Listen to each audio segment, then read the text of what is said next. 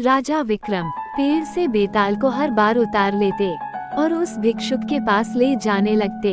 रास्ता लंबा होने की वजह से हर बार बेताल कहानी सुनाने लगता और यह शर्त रखता है कि कहानी सुनने के बाद यदि राजा विक्रम ने उसके प्रश्न का सार्थक उत्तर ना दिया तो वह राजा विक्रम को मार देगा, और अगर राजा विक्रम ने जवाब देने के लिए मुंह खोला तो वह रूठकर फिर से अपने पेड़ पर जाकर उल्टा लटक जाएगा।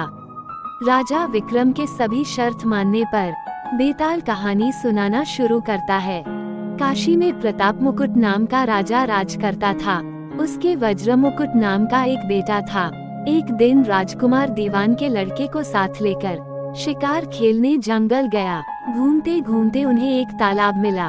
उसके पानी में कमल के फूल खिले थे और हंस किलोल कर रहे थे। किनारों पर भी घने पेड़ थे जिन पर पक्षी चहचहा रहे थे। दोनों मित्र वहां रुक गए और तालाब के पानी में हाथ मुंह धोकर ऊपर महादेव के मंदिर पर गए। घोड़ों को उन्होंने मंदिर के बाहर बांध दिया। वो मंदिर में दर्शन करके बाहर आए तो देखते क्या है कि तालाब के किनारे राजकुमारी अपनी सहेलियों के साथ स्नान करने आई है। दीवान का लड़का तो वहीं एक पेड़ के नीचे बैठा रहा, पर राजकुमार से रहा ना गया। वह आगे बढ़ गया। राजकुमारी ने उसकी ओर देखा तो वह उस पर मोहित हो गया। राजकुमारी भी उसकी तरफ देखती रही। फिर उसने किया क्या कि जूड़े में से कमल का फूल निकाला, कान से लगाया, दांत से कुतरा, पैर के नीचे दबाया और फिर छाती से लगा। अपनी सखियों के साथ चली गई। उसके जाने पर राजकुमार निराश हो अपने मित्र के पास आया और सब हाल सुनाकर बोला, मैं इस राजकुमारी के बिना नहीं रह सकता, पर मुझे न तो उसका नाम मालूम है न ठिकाना, वह कैसे मिलेगी। दीवान के लड़के ने कहा, राजकुमार आप इतना घबराएं नहीं, वह सब कुछ बता गई है। राजकुमार ने पूछा, कैसे?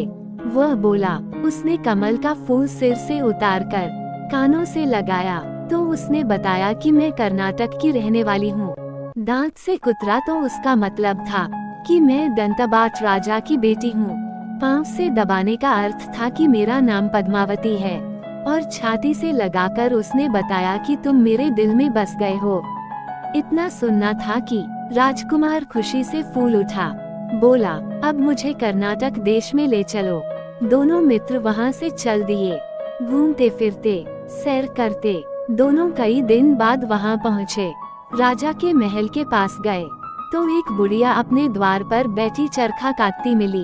उसके पास जाकर दोनों घोड़ों से उतर गए और बोले, माई हम सौदागर हैं, हमारा सामान पीछे आ रहा है, हमें रहने को थोड़ी जगह दे दो।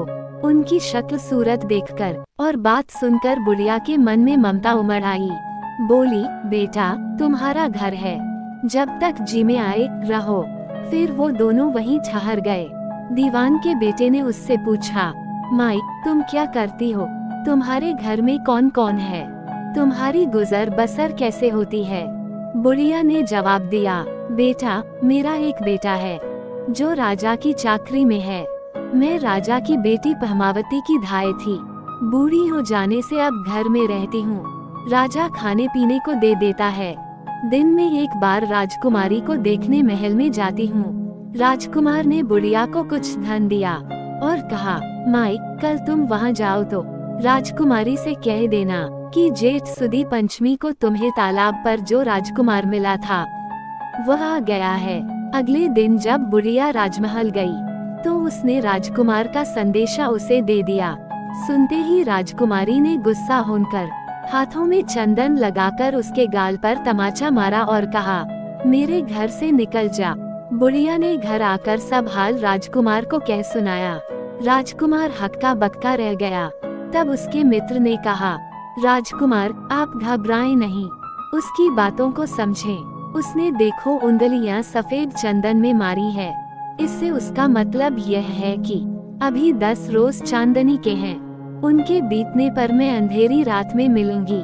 10 दिन के बाद बुढ़िया ने फिर राजकुमारी को खबर दी तो इस बार उसने केसर के रंग में 3 उंगलियां डुबोकर उसके मुंह पर मारी और कहा, भाग यहाँ से। बुढ़िया ने आकर सारी बात सुना दी। राजकुमार शोक से व्याकुल हो गया। दीवान के लड़के ने समझाया, इसमें हैरान होने की क्या बात है। उसने कहा है कि मुझे मासिक धर्म हो रहा है। 3 दिन और ठहरो। 3 दिन बीतने पर बुढ़िया फिर वहाँ पहुँची। इस बार राजकुमारी ने उसे फटकार कर पश्चिम की खिड़की से बाहर निकाल दिया। उसने आकर राजकुमार को बता दिया। ये सुनकर दीवान का लड़का बोला, मित्र, उसने आज रात को तुम्हें उस खिड़की की राह बुलाया है।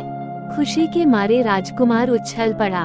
समय आने पर उसने बुढ़िया की पोशाक पहनी, इत्र लगाया, हथियार बांधे। दोपहर रात बीतने पर वो महल में जा पहुंचा और खिड़की में से होकर अंदर पहुंच गया। राजकुमारी वहां तैयार खड़ी थी। वो उसे भीतर ले गई।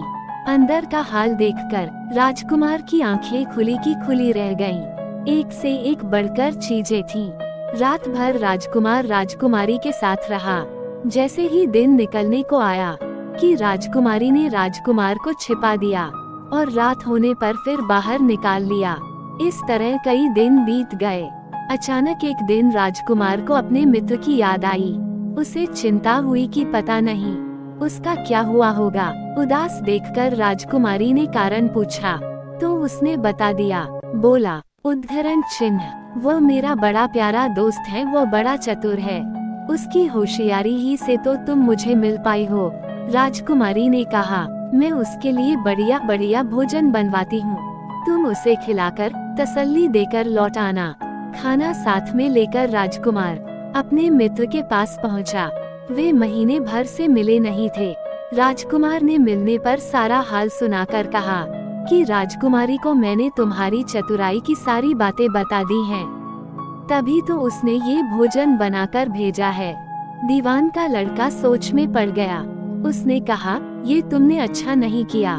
राजकुमारी समझ गई कि जब तक मैं हूँ वो तुम्हें अपने बस में नहीं रख सकती, इसलिए उसने इस खाने में जहर मिलाकर भेजा है। ये कहकर दीवान के लड़के ने थाली में से एक लड्डू उठाकर कुत्ते के आगे डाल दिया। लड्डू खाते ही कुत्ता मर गया। राजकुमार को बड़ा बुरा लगा। उसने कहा, ऐसी स्त्री से भगवान बचाए, मैं अब उसके पास नहीं जाऊंगा। दीवान का बेटा बोला, नहीं, अब ऐसा उपाय करना चाहिए जिससे हम उसे घर ले चलें। आज रात को तुम वहां जाओ। जब राजकुमारी सो जाए तो उसकी बाईं जांघ पर त्रिशूल का निशान बनाकर उसके गहने लेकर चले आना। राजकुमार ने ऐसा ही किया। उसके आने पर दीवान का बेटा उसे साथ ले योगी का भेष बनाकर मरघट में जा बैठा और राजकुमार से कहा कि तुम ये गहने लेकर बाजार में बेच आओ। कोई पकड़े तो कह देना कि मेरे गुरु के पास चलो और उसे यहाँ ले आना। राजकुमार गहने लेकर शहर गया और महल के पास एक सुनार को उन्हें दिखाया। देखते ही सुनार ने उन्हें पहचान लिया और कोतवाल के पास ले गया। कोतवाल ने पूछा तो उसने कह दिया कि ये मेरे गुरु ने मुझे दिए हैं। गुरु को भी पकड़वा लिया गया। सब राजा के सामने पहुँचे। राजा ने पूछा, योगी महाराज, ये गहने आपको कहाँ से मिले? योगी बने दीवान के बेटे ने कहा, महाराज, मैं मसान में काली चौदस को डाकिनी मंत्र सिद्ध कर रहा था कि डाकिनी आई। मैंने उसके गहने उतार लिए और उसकी बाईं जांघ में त्रिशूल का निशान बना दिया। इतना सुनकर राजा महल में गया और उसने रानी से कहा कि पद्मावती की बाईं जांघ पर देखो कि त्रिशूल का निशान तो नहीं है। रानी ने देखा तो निशान बना हुआ था। राजा को बड़ा दुख हुआ। बाहर आकर वह योगी को एक ओर ले जाकर बोला, महाराज, धर्मशास्त्र में खोटी स्त्रियों के लिए क्या दंड है? योगी ने जवाब दिया, राजन, ब्राह्मण, गौ, स्त्री, लड़का और अपने आश्रय में रहने वाले से कोई खोटा काम हो जाए तो उसे देश निकाला दे देना चाहिए। ये सुनकर राजा ने पद्मावती को डोली में बिठाकर जंगल में छुड़वा दिया। राजकुमार और दीवान का बेटा तो ताक में बैठे ही थे। राजकुमारी को अकेली पाकर उसे अपने साथ लेकर अपने नगर में लौट आए और आनंद से रहने लगे। इतनी बात सुनाकर बेताल बोला, राजन, ये बताओ कि पाप किसको लगा है?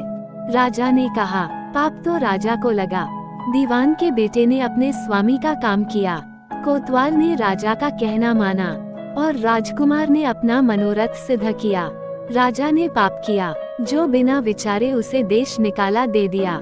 राजा का इतना कहना था कि बेताल शर्त अनुसार फिर से उसी पेड़ पर जा लटका।